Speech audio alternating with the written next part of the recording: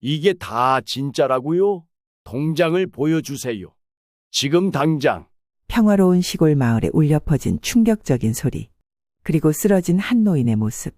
충격주의, 이 이야기는 실화를 바탕으로 재구성되었습니다. 에이, 그 정도 돈이면 뭐.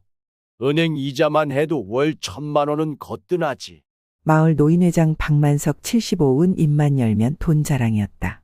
서울의 빌딩 세 채, 손주들 유학 비용만 연 5억. 하지만 그는 몰랐다. 자신의 그 말 한마디가 얼마나 치명적인 결과를 불러올지. 안개가 자욱한 이른 봄날 아침, 충청도의 한적한 시골 마을 평화리의 가장 높은 곳에 자리 잡은 기와집에서 연기가 모락모락 피어올랐다. 마을 사람들은 그 집을 박노인 집이라고 불렀다. 정확히는 부자 박노인 집이라고 해야 맞을 것이다. 그만큼 박노인의 부는 마을에서 이미 잘 알려진 사실이었다. 박만석 노인은 올해 75. 젊은 시절 서울에서 건설업으로 성공해 큰돈을 번 후 10년 전 고향으로 내려와 여유로운 노후를 보내고 있었다. 그의 아들들은 모두 서울에서 잘 자리 잡았고 손주들은 미국 유학까지 보냈다. 마을에서 그를 부러워하지 않는 사람이 없었다. 아이고, 박 회장님은 복도 많으시지? 이런 좋은 집에 사시니 얼마나 편하십니까? 마을 노인의 모임이 있는 날이면 어김없이 나오는 말이었다. 뭐, 그저 그렇지. 손주들 미국 유학 보내느라 돈이 적잖이 들어가도 은행 이자만으로도 그 정도야 뭐. 박노인의 입에서 늘 나오는 말이었다. 그의 말버릇은 늘 이랬다. 그 정도야 뭐. 은행 이자만으로도. 뭐 그 돈이면. 같은 말들이 습관처럼 따라붙었다. 마을 사람들은 이미 익숙해져 있었다. 박노인이 서울 강남에 빌딩 몇 채를 가지고 있다는 것, 은행 이자만으로도 월 1,000만 원은 받는다는 것, 손주들 학비며 용돈으로 매달 수천만 원을 보낸다는 것까지. 이 모든 것이 마을의 공공연한 비밀이었다. 그래도 회장님은 좋으시겠어요. 손주들 유학비도 척척 대시고. 이장 최병수의 말에 박노인은 또다시 입을 열었다. 뭐 그 정도 돈이야 나 같은 늙은이한테는 쓸 데도 없는데. 자식들 잘 되는 걸 보는 게 남은 낙이지. 그래서 이번에 큰 손주 자동차도 새로 하나 사줬다니까. 뭐 6천만 원 정도야 그까짓 거. 그렇게 시작된 봄날의 아침은 평화로웠다. 하지만 이것이 박노인의 인생을 완전히 뒤바꿔 놓을 시작이 될 줄은 아무도 몰랐다. 특히 박노인 자신도. 그로부터 일주일 후 서울의 한 카페. 아버님, 정말 죄송합니다. 제가 이렇게까지 될 줄은 몰랐습니다. 젊은 남자는 고개를 깊이 숙인 채 사과를 반복했다. 그의 이름은 정민호, 자신을 금융자문가라고 소개했던 남자였다. 하지만 이제 와서 밝혀진 그의 정체는 전혀 달랐다. 일이 이렇게 된 것은 2달 전으로 거슬러 올라간다. 어느 날 박노인의 집으로 한 통의 전화가 걸려왔다. 발신자는 자신을 KB금융지주 VIP자산관리팀 팀장 정민호라고 소개했다. 그는 박노인의 자산 규모와 투자 성향을 잘 알고 있었고 심지어 손주들의 유학 이야기까지 상세히 알고 있었다. 어르신께서 평소 은행 이자로만 생활하신다고 들었습니다. 하지만 지금 시중금리로는 너무 낮은 수익률이에요. 제가 특별히 관리해드리면 최소 연 15% 이상의 수익을 보장해드릴 수 있습니다. 정민호의 말은 믿음직스러웠다. 그는 박노인의 말버릇까지 정확히 알고 있었고 마을에서의 그의 위치와 영향력까지 파악하고 있었다. 어르신께서 마을 노인 회장이시라고 들었습니다. 이런 좋은 투자 기회를 이웃들과도 나누시면 좋을 것 같은데요. 박노인은 처음에는 경계했다. 하지만 정민호가 보내온 서류들은 모두 진짜처럼 보였다. KB금융지주의 로고가 선명했고 도장도 찍혀 있었다. 심지어 예금보험공사의 보증서까지 있었다. 마지막으로 경찰서를 나오는 박노인의 머리는 하얗게 새어 있었다. 6개월 만에 그의 재산 대부분이 사라졌다. 50년 동안 모은 돈이 순식간에 증발해버린 것이다. 하지만 더 아픈 것은 마음이었다. 그렇게 시작된 봄날의 아침은 평화로웠다. 늘 그랬듯이 박성구 노인은 동네 공원에서 태극권으로 하루를 열었다. 70이 넘은 나이에도 그의 몸짓은 유연했고 눈빛은 총명했다. 봄바람이 불어오는 공원에는 벚꽃잎이 흩날리고 있었다. 여보, 오늘도 일찍 나가세요. 아내 김순자 씨가 현관에서 박노인의 등을 바라보며 물었다. 응. 아침 운동해야지. 이래야 늙지 않는다니까. 건강이 최고의 자산이야. 그렇긴 해도 너무 무리하지는 마세요. 나이가 있으시잖아요. 에이, 70이 뭐가 많아. 요즘 사람들은 100살까지 산다잖아. 박노인의 건강한 웃음소리가 아침 공기를 가르며 울렸다. 40년을 함께 산 아내는 그런 남편이 늘 자랑스러웠다. 아침 먹고 노인회 임원회의 있다며? 일찍 들어오세요. 알았어. 걱정 말고 점심 챙겨 먹어. 그날 오후 집 전화벨이 울렸다. 텔레비전에서 일일 드라마를 보고 있던 박노인이 수화기를 들었다. 여보세요? 아버님, 안녕하십니까? KB금융지주 VIP 자산관리팀 팀장 정민호라고 합니다. 젊지만 무게감 있는 목소리였다. 네, 그런데 무슨 일로? 어르신께서 평소 은행 이자로만 생활하신다고 들었습니다. 지금 시중금리로는 너무 낮은 수익률이에요. 제가 특별히 관리해드리면 최소 연 15% 이상의 수익을 보장해드릴 수 있습니다. 박노인은 순간 귀가 솔깃했다. 요즘 은행 금리가 2%대인 걸 생각하면 너무나 매력적인 제안이었다. 그게 말이 되나? 너무 높은 것 아닌가? 요즘 세상에 그런 수익률이 어디 있다고? 어르신, 저희가 KB금융지주니까 가능한 겁니다. 일반 고객에게는 제공하지 않는 특별 상품이에요. 어르신께서 마을 노인회장이시고 VIP 고객이시라 특별히 제안드리는 겁니다. 아이고, 그런 걸 어떻게 다 알고 계십니까? 당연히 알아야죠. 어르신 같은 우수 고객님을 모시려면요. 손주분들 미국 유학 준비하시는 것도 알고 있습니다. 큰 손주님이 의대 준비하시고 작은 손주님은 경영대학원. 박노인은 놀라움을 감추지 못했다. 은행에서 자신의 정보를 그토록 상세히 파악하고 있다는 사실이 새삼 신기했다. 맞습니다만, 그걸 어떻게? 어르신, 저희는 VIP 고객님들의 모든 걸 파악하고 있어야 해요. 그래야 최적의 자산 관리가 가능하니까요. 제가 며칠 후에 자세한 상품 설명서를 보내드리겠습니다. 천천히 검토해 보시고요. 전화를 끊고 나서도 박노인의 머릿속에는 15% 수익률이란 말이 맴돌았다. 저녁 식사 시간 아내에게 이 이야기를 꺼냈다. 여보, 오늘 은행에서 전화 왔었어요. 뭔가 좋은 투자 상품이 있다는데. 숟가락을 들던 아내가 걱정스러운 눈빛으로 쳐다보았다. 당신 설마 그런 걸 믿은 건 아니죠? 요즘 뉴스에서 투자 사기 많다고 하잖아요. 아니, 이건 달라. KB에서 온 거야. 다 확인해보고. 손주들 유학 보내려면 이자로는 부족할 것 같아서. 그래도 조심해야 해요. 나이 들수록 더 조심해야 한다고. 며칠 뒤 정민호가 보내온 서류들이 도착했다. 두꺼운 봉투를 뜯자 고급스러운 책자들이 나왔다. KB금융지주의 로고가 선명했고 도장도 정교했다. 예금보험공사의 보증서까지 있었다. 매일 아침 저녁으로 정민호의 전화가 이어졌다. 어르신, 오늘 주식시장이 많이 출렁였는데 걱정 마세요. 저희 상품은 원금이 100% 보장되니까요. 혹시 궁금하신 점 있으시면 언제든 연락주세요. 아, 네. 고맙습니다. 어르신, 이런 좋은 기회를 이웃분들과도 나누시는 게 어떨까요?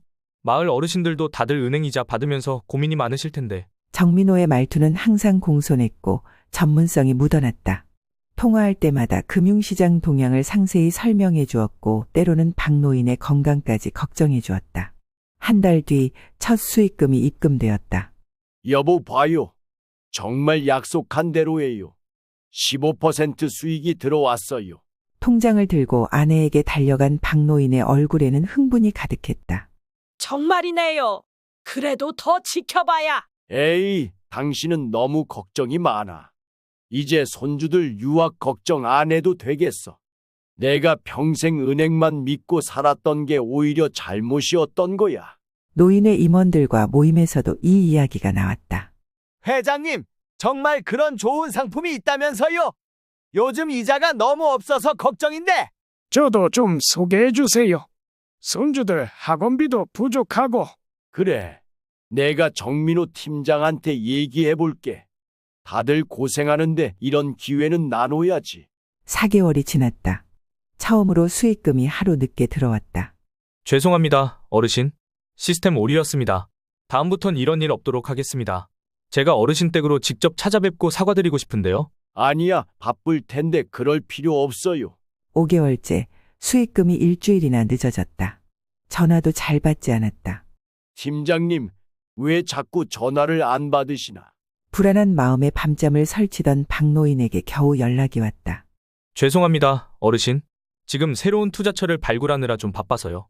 곧 더 좋은 소식 들려드리겠습니다. 이번엔 20% 수익도 가능할 것 같아요. 그리고 6개월째 되던 날 아침. 긴급 뉴스입니다.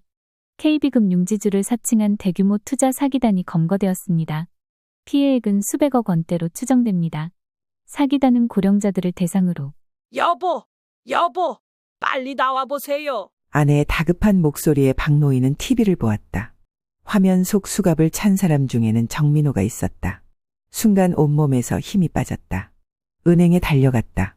죄송합니다만 저희 은행에는 정민호라는 직원이 없습니다. 그리고 그런 상품도 없고요. 그럼 제 돈은요? 경찰에 신고하셔야 할 것 같습니다. 소문은 삽시간에 퍼졌다. 저기 봐, 돈 있다고 자랑하더니 그 나이에 그렇게 욕심을 부리더니. 우리 돈은 어떡하고? 회장님 믿고 투자했는데. 자식들이 달려왔다. 아버지, 어떻게 그런 말도 안 되는 얘기를 믿으셨어요? 은행 이자가 2%도 안 되는 세상에. 아버님, 이제 어떡하죠? 손주들 유학은? 밤마다 잠을 이루지 못했다. 서재에 앉아 밤을 지새우는 날이 많아졌다. 내가 이러려고 평생 성실하게 살았나? 이웃들 돈까지 날리고. 아내는 말없이 박노인의 곁을 지켰다. 가끔 뜨거운 눈물이 볼을 타고 흘러내렸다. 6개월이 더 지났다. 경찰 수사로 일부 재산을 회수했지만 피해액의 20%도 안 되는 금액이었다. 그러던 어느 날 노인대학에서 연락이 왔다. 박성구 어르신, 저희 노인대학에서 금융사기 예방 특강을 해주시면 어떨까 해서요. 처음에는 망설였다. 하지만 용기를 내어 강단에 섰다. 여러분, 제가 이런 쓰린 경험을 했습니다. 하지만 이걸 여러분의 교훈으로 삼아주셨으면 합니다. 돈보다 더 중요한 건 가족과 이웃의 신뢰입니다. 제가 그걸 너무 늦게 깨달았네요. 강의가 끝나고 많은 어르신들이 박노인을 찾아왔다. 저도 비슷한 전화를 받았었는데 이제 조심해야겠네요. 용기 내주셔서 감사합니다. 1년이 지났다. 봄바람이 부는 공원에서 박노인은 다시 태극권을 하고 있었다. 이번엔 혼자가 아니었다. 회장님, 저희도 이제 매일 아침 나오겠습니다. 그래, 다들 고맙다. 이제 우리 함께 건강하게 살아가자고. 아들과 며느리가 찾아왔다. 아버지, 저희가 있잖아요. 손주들도 아르바이트 한다고 하고. 그만해라. 이제 알았다. 돈보다 더 소중한 게 뭔지. 너희들이 있어 다행이다. 다시 찾아온 봄날 박노인의 머리카락은 하얗게 새었지만 눈빛은 더욱 맑아져 있었다. 쓰라린 경험이 남긴 상처는 깊었지만 그것을 통해 얻은 지혜는 더 깊었기 때문이다. 정민호를 포함한 일당은 전국의 부유한 노인들을 상대로 같은 수법의 사기를 벌여왔다. 그들은 피해자들의 평소 말버릇과 생활 패턴을 철저히 파악한 뒤 접근했다.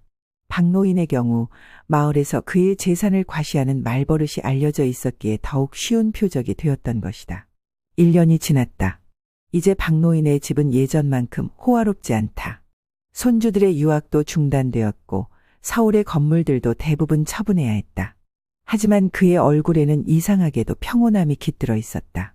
만석이 형님, 요즘은 어떠세요? 이장이 조심스럽게 물었다.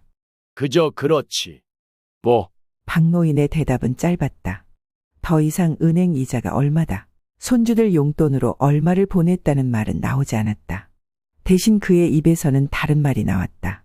사람이 말을 아낄 줄 알아야 하는 거요.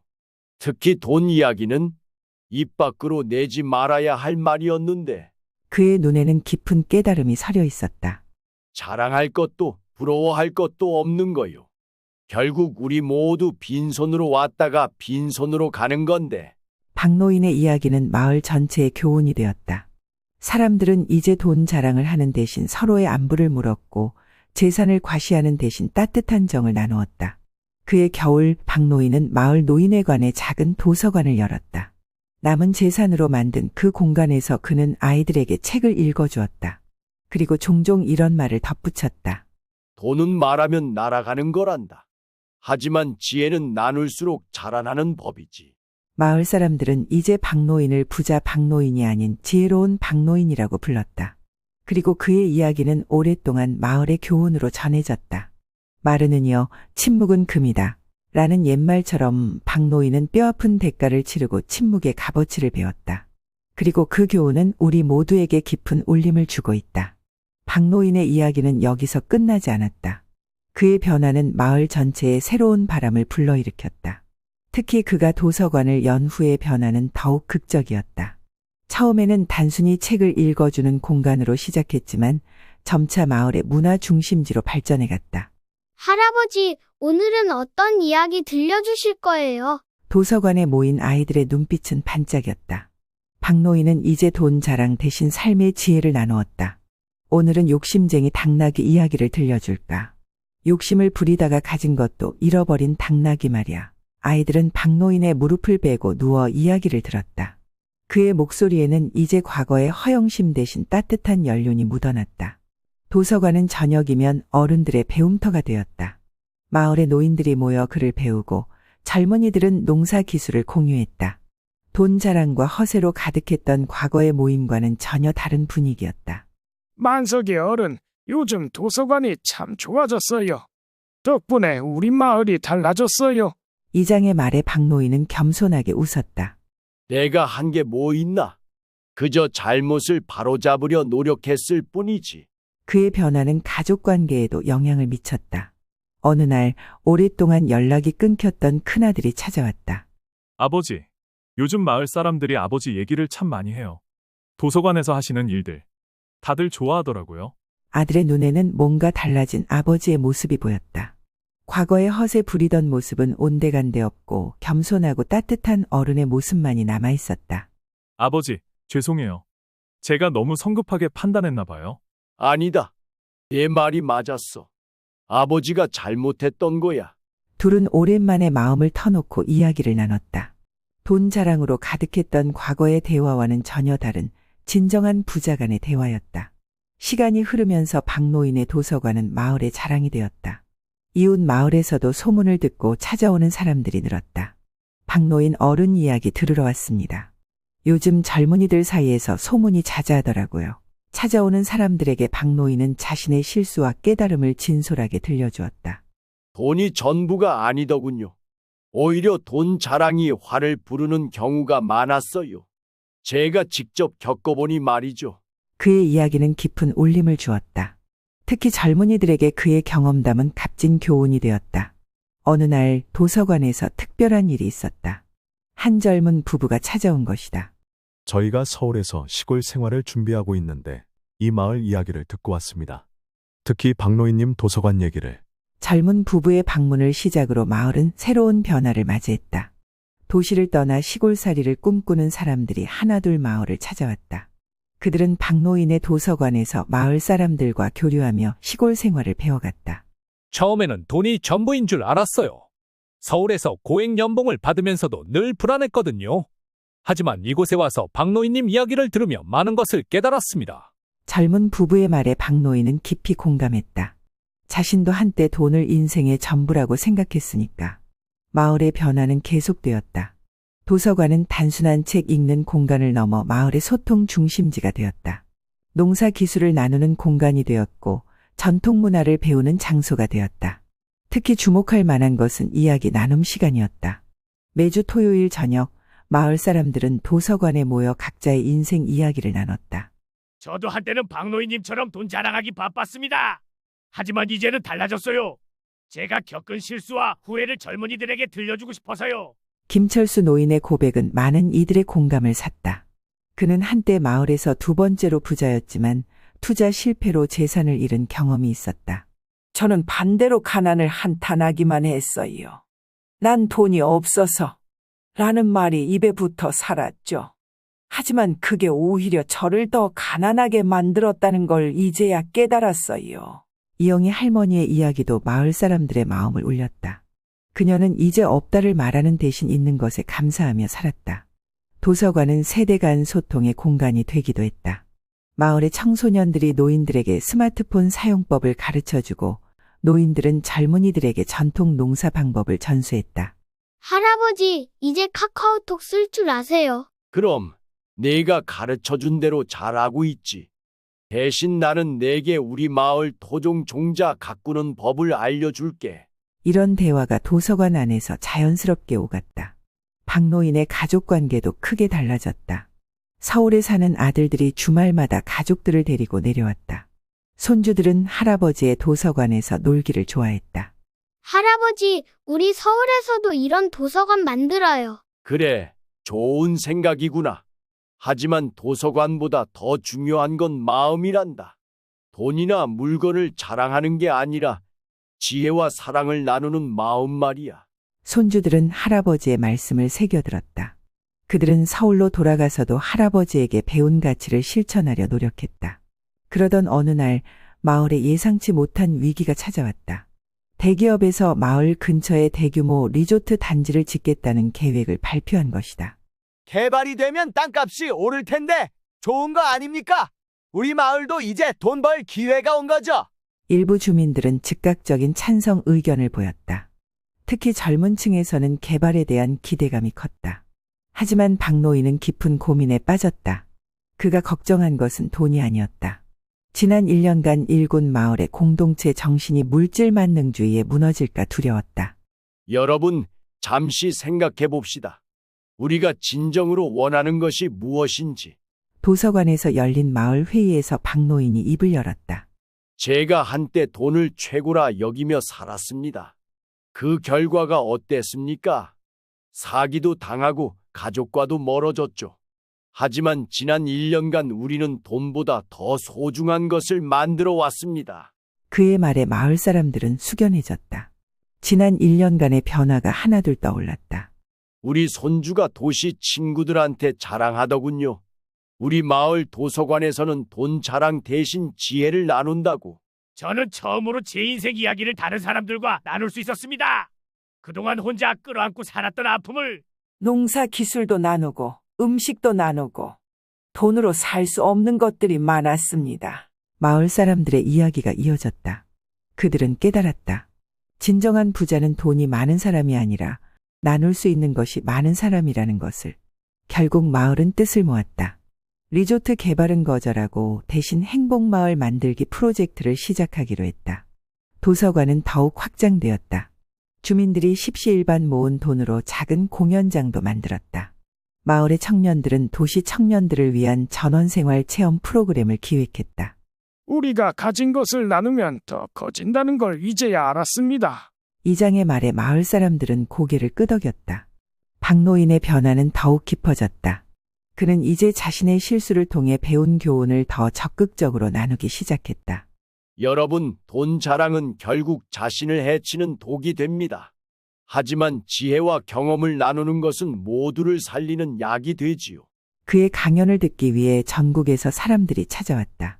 한때 돈 자랑으로 유명했던 부자 영감이 어떻게 지혜로운 스승이 되었는지 그 이야기는 많은 이들에게 감동을 주었다. 저는 이제 이해합니다. 아버지께서 왜 그렇게 변하셨는지. 큰아들은 더 이상 아버지를 원망하지 않았다. 오히려 자랑스러워했다. 손주들도 달라졌다. 미국 유학을 그만두고 귀국한 큰손주는 할아버지의 도서관에서 영어를 가르치기 시작했다. 돈보다 더 가치 있는 것이 있다는 걸 할아버지를 통해 배웠어요. 마을은 점점 더 많은 변화를 겪었다. 귀농 귀촌인들이 늘어났고 그들은 마을에 새로운 활력을 불어넣었다. 도시의 편리함 대신 마을의 정을 선택한 그들은 박노인의 이야기에 깊이 공감했다. 우리도 한때는 돈이 전부인 줄 알았어요.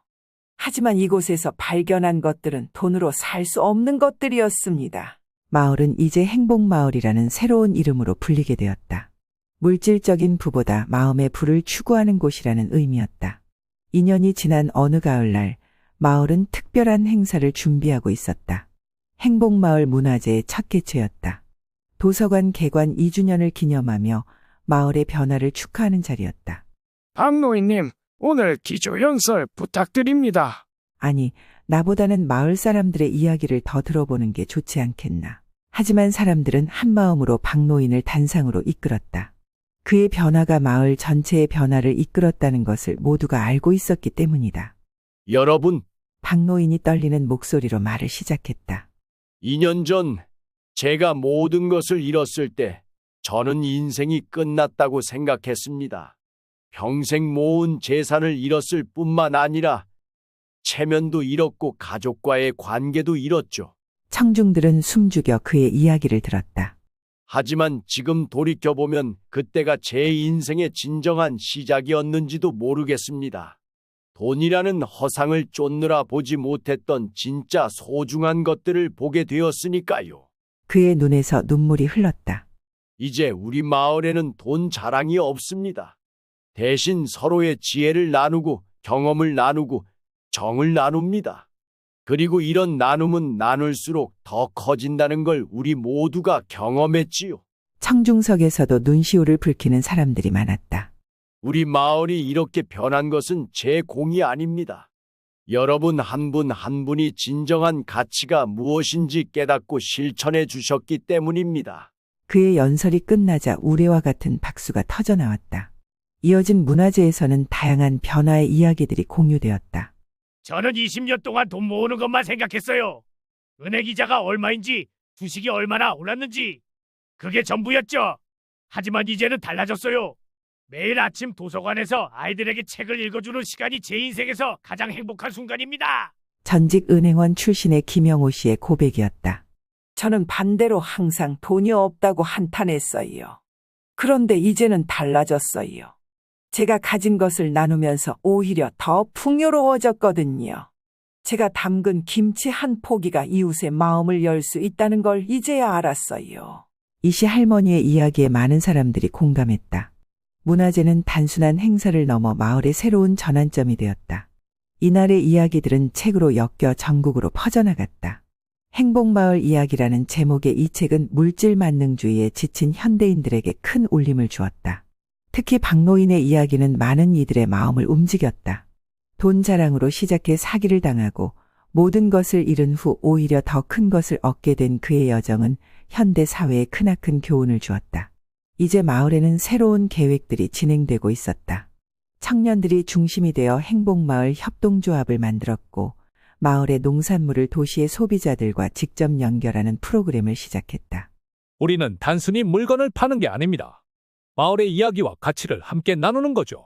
협동조합을 이끄는 청년 이민수의 말이었다. 도서관은 이제 행복문화센터로 확장되었다. 책을 읽는 공간을 넘어 다양한 문화 프로그램이 진행되는 복합 공간이 된 것이다. 특히 인생이야기 프로그램은 전국에서 벤치마킹을 오는 대표 프로그램이 되었다. 사람들은 누구나 자신만의 이야기가 있습니다. 그리고 그 이야기 속에는 반드시 배울 점이 있지요. 돈 자랑이나 허세가 아닌 진정한 삶의 경험을 나누는 것. 그것이 우리가 추구하는 가치입니다. 프로그램을 담당하는 마을 주민 박미경 씨의 설명이었다. 3년이 지난 지금 박노인은 여전히 도서관에서 아이들에게 책을 읽어준다. 하지만 이제는 혼자가 아니다. 마을의 많은 어르신들이 함께한다. 그들의 눈빛에서는 더 이상 허세나 과시가 보이지 않는다. 대신 지혜와 사랑이 빛난다. 할아버지, 오늘은 어떤 이야기예요? 오늘은 진정한 부자가 되는 이야기를 들려줄까? 박노인은 미소 지으며 책을 펼쳤다. 그의 눈가에 잔잔한 주름이 이는 것을 보며 아이들은 이미 알고 있었다. 진정한 부자란 돈이 많은 사람이 아니라 나눌 수 있는 것이 많은 사람이라는 것을. 자, 이야기 시작할게요. 옛날 옛적에 돈만 알던 한 노인이 있었어요. 그런데 어느 날 박노인의 목소리가 도서관에 잔잔히 퍼져나갔다. 그의 이야기는 이제 막 시작이었다. 진정한 행복과 부를 찾아가는 여정의 시작이었다. 말 한마디로 천냥 빚을 갚는다. 는 속담이 있습니다. 하지만 기억하세요. 말 한마디로 천냥 빚을 지을 수도 있다. 는 것을. 여러분, 절대 돈 자랑하지 마세요. 입은 무덤을 판다는 옛말이 있죠. 자랑은 자신을 해치는 최고의 독입니다. 구독 알림 설정까지. 다음 영상에서는 더 충격적인 실화를 가져오겠습니다.